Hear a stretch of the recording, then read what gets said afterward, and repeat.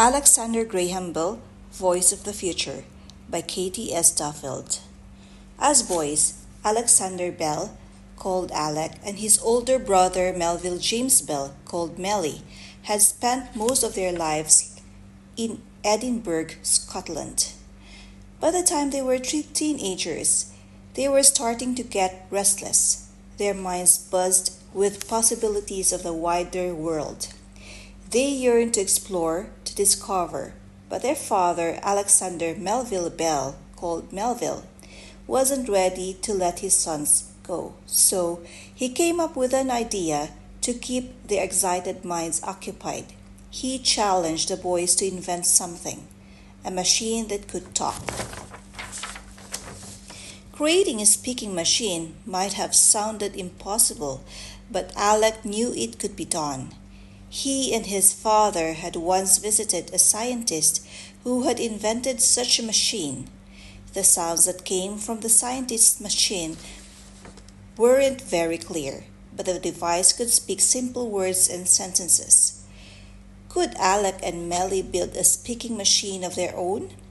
Could they make theirs even better? The boys were ready to find out. Both boys enjoyed science and inventing things, so they jumped right into their work. First, Aleck and Melly pored over a book the scientist had lent their father. Then they divided up the work. Aleck could create the machine's tongue and mouth parts. Melly would make the lungs, throat, and voice box. To find the parts they needed, the boys dug through their neighbor's trash. They gathered wood, wire, and other materials. Aleck also borrowed a human skull from his father's study. Aleck wrapped pieces of rubber around the skull's jaws, teeth, and nasal cavity. He made a model of their exact shapes. Then he used wood, wire, cotton, and a soft rubber to make a tongue and lips. Mary created a voice box from rubber. He added a tin tube to serve as a machine's throat. When the device was almost finished, Aleck had a funny idea. He considered adding a face and a wig, but his father talked him out of it. Finally, the time came to try out their machine. Melly blew into the tin tube. Aleck worked the lips and mouth.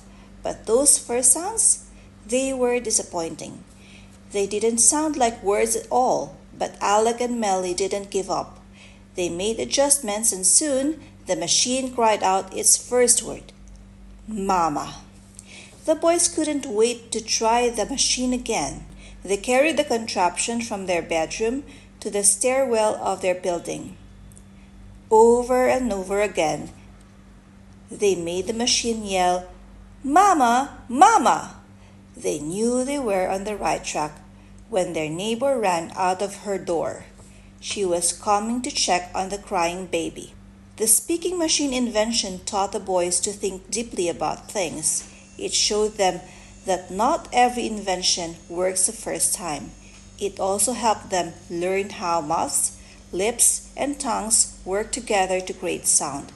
Aleck Bell would carry these early lessons with him for the rest of his life, and they would lead him to create one of the most important inventions of all time. But before we find out what made Aleck famous, let's start at the beginning, on the day Aleck Bell was born. Invent. To create something new that has never existed before. Contraption. A strange or new-looking machine or device that someone built.